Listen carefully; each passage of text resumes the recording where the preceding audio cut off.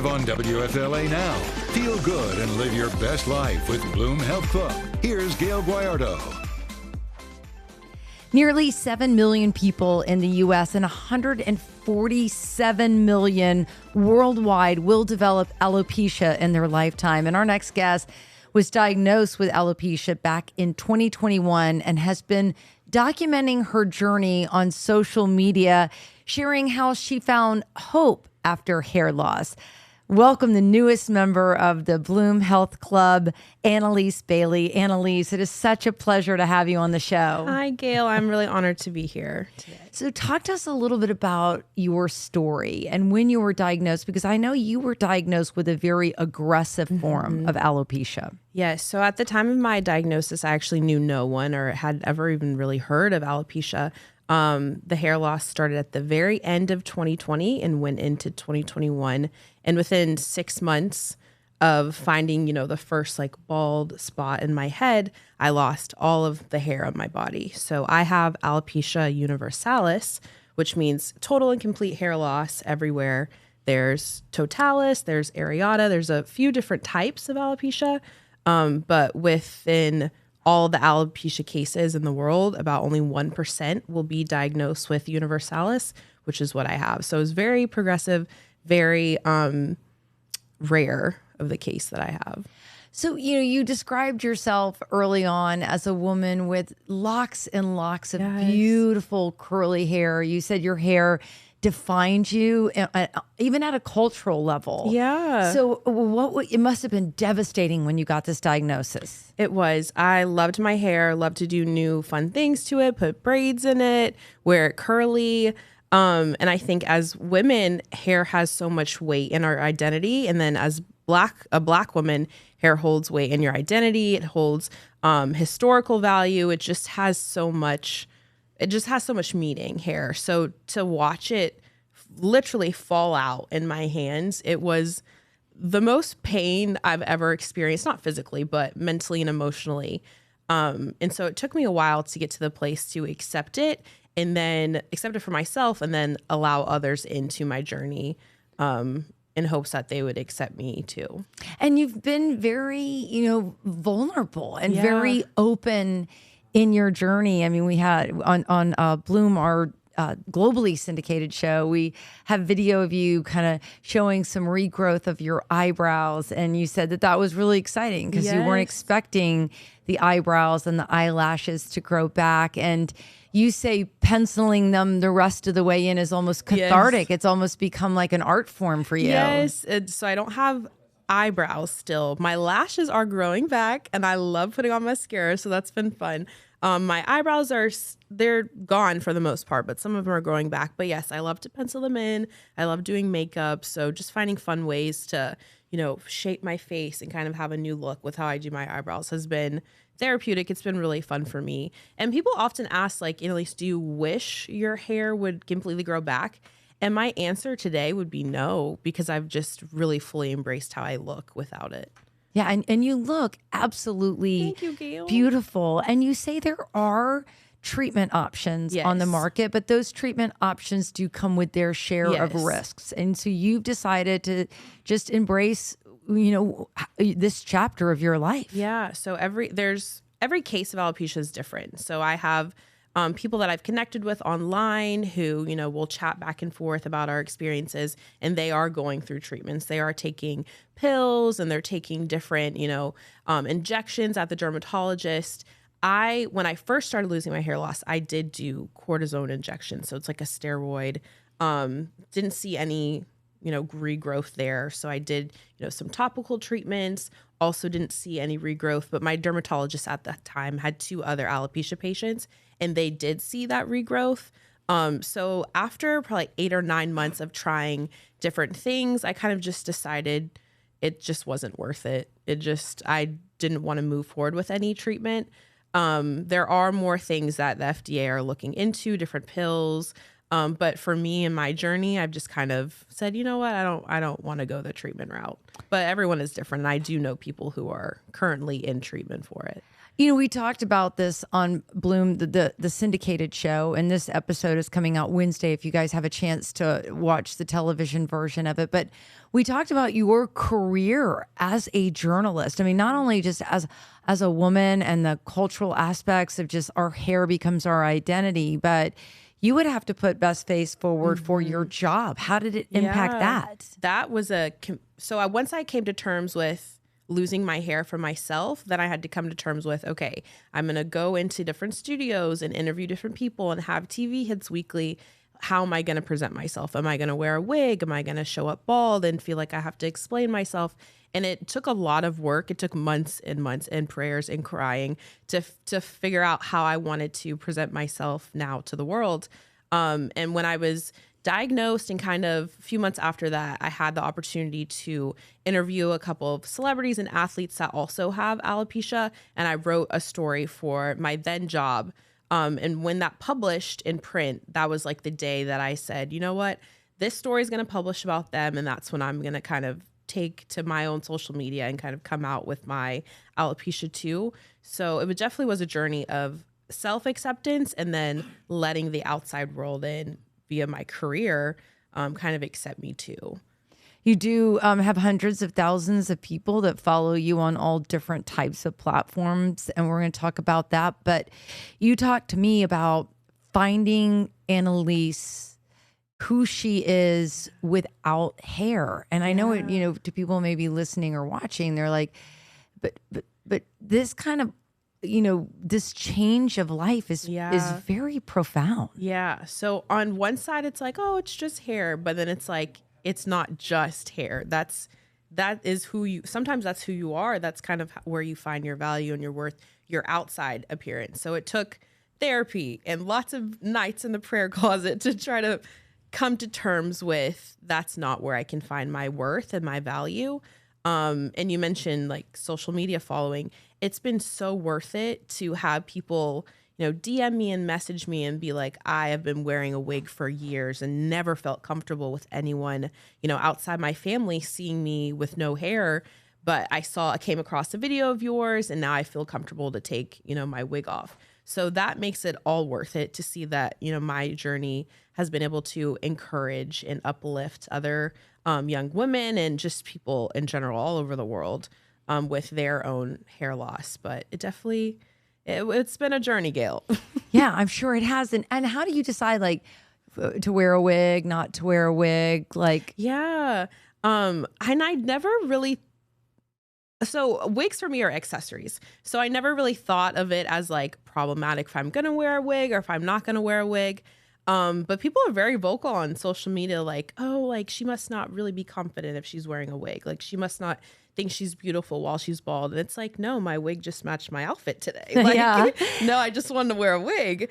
So just coming to terms with like, some days I do wear a wig. Some days, we attend the same church. Sometimes it's cold in there. So I'm going to wear a wig so I don't freeze. Yeah. But if it's hot outside, I'm going to not wear a wig. Today I'm talking about alopecia. So it's like a no-brainer. I'm not going to wear a wig. So it really just depends on, how I'm feeling, but at the start, it definitely depended on like, how are these people going to perceive me? But now it's like, how do I feel today? How do I want to show up in this space today?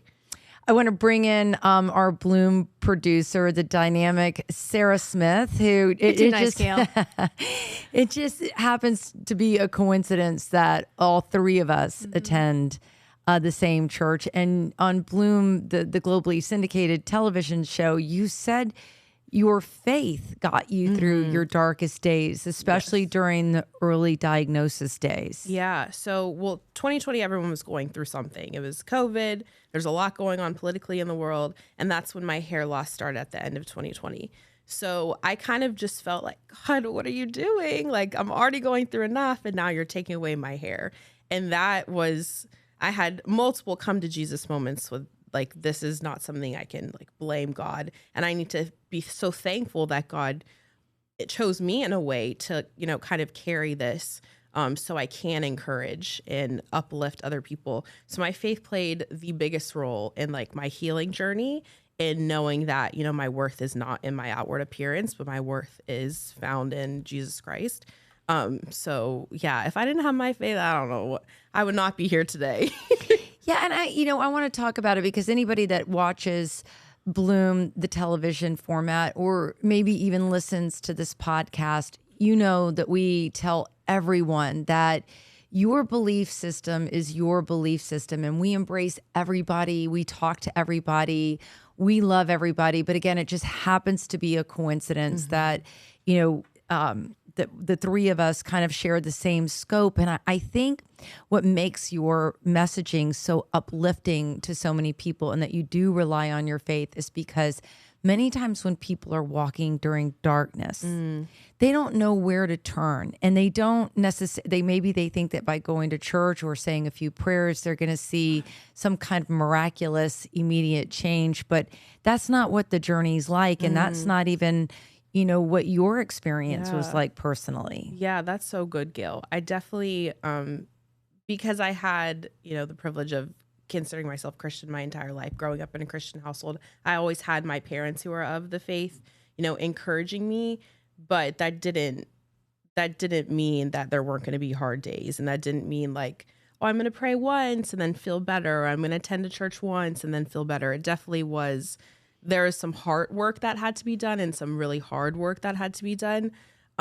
So everyone's journey is different, but as you said, like everyone has different belief systems. And sometimes it's when you're walking through really tough times, you have to lean on your belief system. And for me, that's really all that I truly had to lean on when my hair loss first started, because I didn't, feel comfortable talking about it with my family yet. Didn't feel comfortable, sharing that part of my life with my friends yet. But I knew I had, God I could pray to, and a church community that I knew would be accepting when I did feel ready to, come forward. And I know like a lot of what I struggle with too is we rely on our own strength a lot. And, did you struggle with that at first? In that transformation of, I need to just put faith somewhere so that I'm not doing this all on my own. Yeah, I think when I first started, I was like researching, okay, I'm going to use this oil and take this vitamin and find the best dermatologist and do all these things. And I the Holy Spirit literally told me like, Analis, you are not meant to carry this burden. Like you need to sit down. You need to sit down somewhere. You're going to drive yourself crazy. You're going to make yourself sick because you're trying to carry the weight of all of this alone. So like you said, it definitely, you can't, when you're going through something, sometimes you're not going to be able to rely on your own strength because we're human. Like our strength has an end. And I think when I found the end of myself, I was able to say like, okay, Jesus, take the wheel because I'm done. I think that's a good point, because I think there's that moment where you're like, oh, you're in the deepest pit.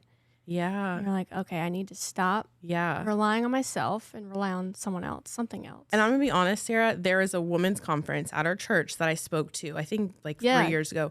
Yeah, and it was that week where I actually like let go of me trying to do it on my own. Wow. Because I was like, I can't sit in front of a congregation of women and say that I feel confident and I rely on the Lord if I'm still like holding the situation with like a closed fist. So it was literally that week, because I think the conference might have been on a Thursday.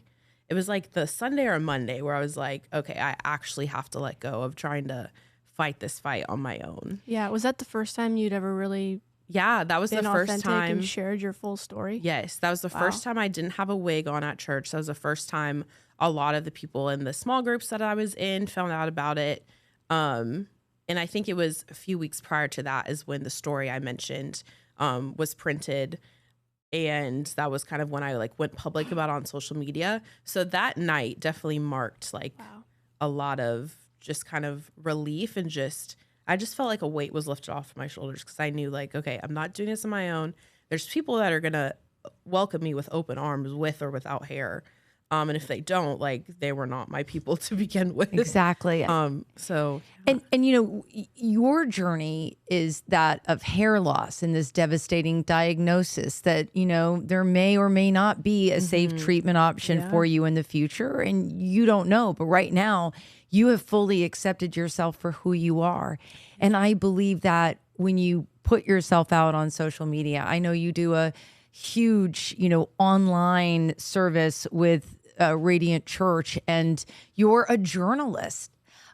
Your story gives hope no matter what darkness somebody is walking through. For you, it's specifically your hair loss journey. But for people listening and watching and following you, it's a story of hope. Thank you. Yeah, and that is what I have prayed for. Allow me to be used that way. Allow me to be able to bring people hope, and just know that whatever you're going through, and I used to hate when people said this, like, oh, it's going to be okay. But it is going to be okay, whether that's on this side of heaven or in eternity. Like, it will be okay. But you don't have to go through it on your own. There's people that might be going through the same thing you are. And because I mentioned earlier, I didn't know anyone with alopecia. I really hadn't even heard about it. But once I started sharing my journey online, I've built a community. I've joined communities of people with alopecia, and it's been so cool to connect with people, in Germany. I have a friend in LA. There's people all over the world who we found each other through just being vulnerable and being opened.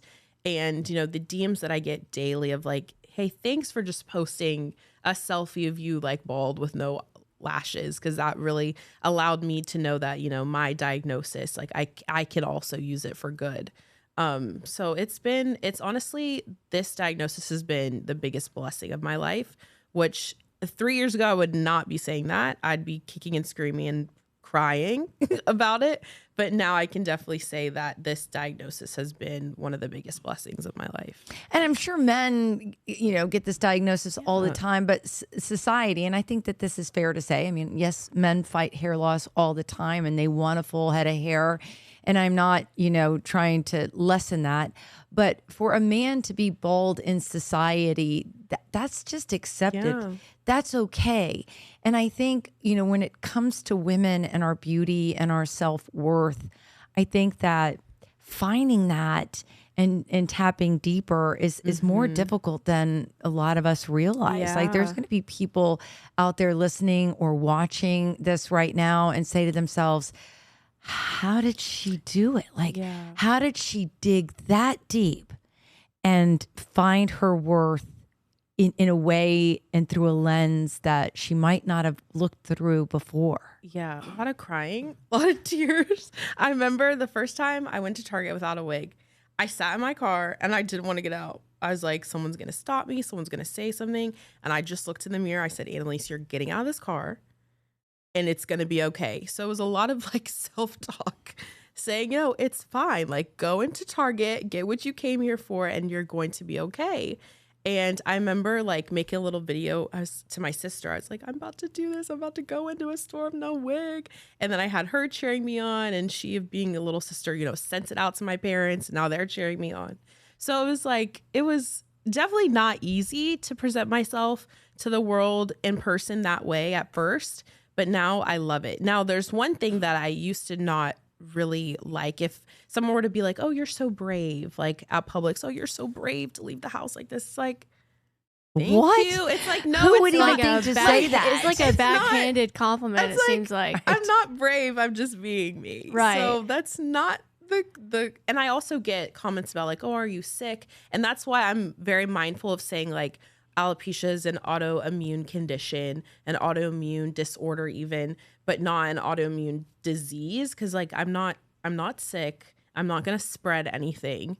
So just taking those moments that can kind of be awkward, and just educating people. And I even remember like at church, like, oh my gosh, Analis, why did you shave your head? I'm like, I didn't shave it.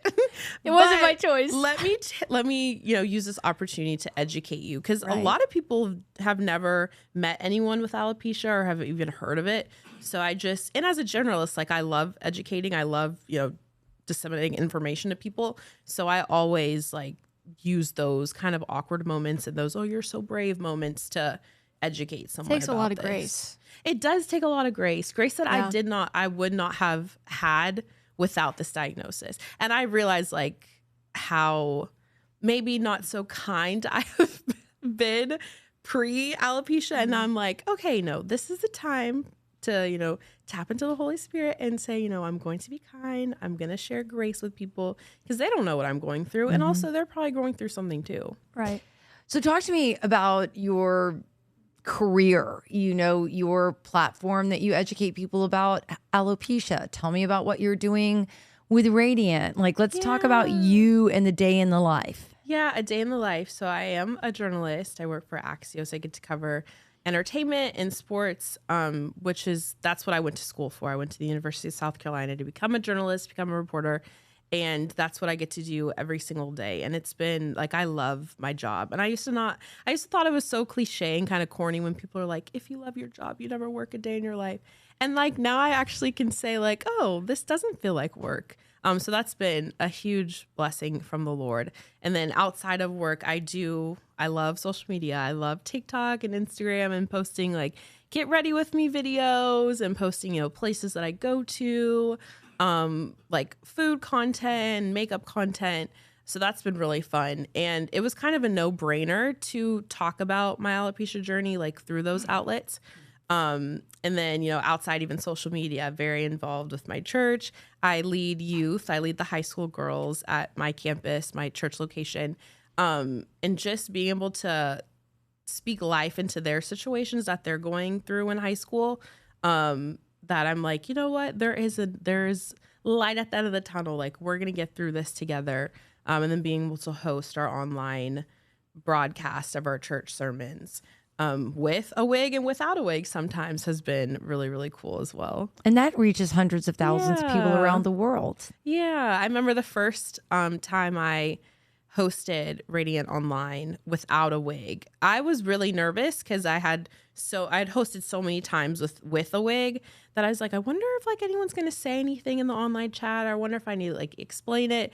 But I ended up just going with it, and getting DMs from people oh, I watch Radiant Online. I saw you without a wig. Are you experiencing alopecia? Because I am too. And I'm okay, wow, this is so much bigger than me. So it's been really cool to see how it's touched every area of my life. But yeah, social media and showing my journey to the world has been super, super fun.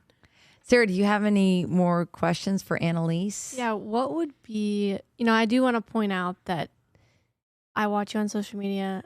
And I see you at church all the time, and you bring such a positive light to just your presence is so positive. Sarah. And I think you make conversations like this approachable. Yeah. Which I love. And I think it's important, like you said earlier, in educating people. Mm-hmm. So what would be your lasting message to people who may be going through something similar?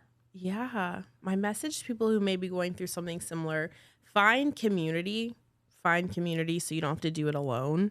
As you said before, Gayle, tap into your belief systems, and just kind of take the chance of being open, because you never know what could happen. And I guarantee you're gonna open up. You're gonna find a community of people that also are going through the same thing you are. You're gonna open up, and you're gonna, grow as a person and kind of re-find yourself. So I definitely encourage someone, if you're going through a dark time, a difficult time that doesn't seem like it could be used for good, or doesn't seem like there's anything positive, is to start sharing and making an effort to find community, because it takes a village. And I definitely would not be able to get through the dark time of my hair loss without a community of people ensuring me no, Analis, you're still beautiful. You still can have a positive presence, and you can talk about it in a way that it doesn't feel so heavy and so dark. Mm-hmm. And then get to a point where, you're laughing about it and you're finding, the positivity. And I joke all the time about being bald, at the most unhinged, inconvenient times. Someone will be oh, I went to the hairdresser and they felt they messed up my hair. And I'll be same. And that's what happened to me. I saw a video on your TikTok or your Instagram of you pretending to curl your hair. Yes. And you, I thought it was funny. It's so cheesy, but I'll do these get ready with me videos of me doing my hair, but I don't have any. And those are my favorite to do. So just being able to laugh about it. Yeah. And I was not laughing when it first happened, but now being able to joke about it and laugh about it. And sometimes make other people feel uncomfortable if I make bald jokes so they don't know, hey, is it okay if I laugh? Like, is she gonna be offended? I'll be like, you can laugh. It's okay, I'm laughing it's too. okay. Yeah. That's been really cool to just really put like a humorous and positive spin on this situation. Yeah, and I agree that, life changes on the other side of having a community. Yeah. I mean, that's how it helped me. Yeah. Radiance changed my life. Community, friends, having that support system. Yes. So important. So important. And I was really worried. I was like, I'm going to try to find this community and no one's going to have alopecia. And my church community, I don't know anyone at church with alopecia. If you're listening, like, please let me know. I'd love to be your friend. But like, it's okay if they're not going through the exact situation you are, as long as you know that you guys can go through a tough situation together. That's really what has encouraged me. Yeah. And I think too, when we talked a little about this on the show, and I think people want that immediate fix, but part of it is the walk, and it is the journey, and it is the staying in faith. Yes. Because inevitably, like, I've been through very, very, very dark chapters of my life. And if you just keep walking in faith, it's amazing. Eventually you get to the other side of it and you look back and you're so grateful for having that support, both with your faith and with your tribe, with your people that surround you and lift you. Yes, it's definitely a journey, and you just have to keep walking. You don't have to run. You can walk and you can crawl if you need to. And you just have to keep, fighting daily to be able to, see that other side. Beautiful. It's a beautiful way to close it all out, like a little tiny bow. Yeah, I love this. Analis, you are amazing. We hope you come back. And, you always have a place with us here at Bloom. We'd love to have you on the show, online, on air. You're the best. Thank you so much, Gayle. And thank you so much, Sarah, Thank for you, having Analis. me today.